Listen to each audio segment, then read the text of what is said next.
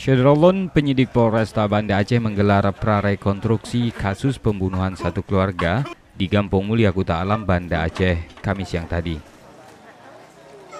Prarekonstruksi dimulai saat tersangka Ridwan masuk, kemudian membunuh ketiga korbannya hingga melarikan diri. Sementara puluhan adegan lainnya Syederolon berlangsung di dalam ruko. Kegiatan ini Syederolon ikut mendapatkan perhatian warga sekitar yang memadati lokasi prarekonstruksi.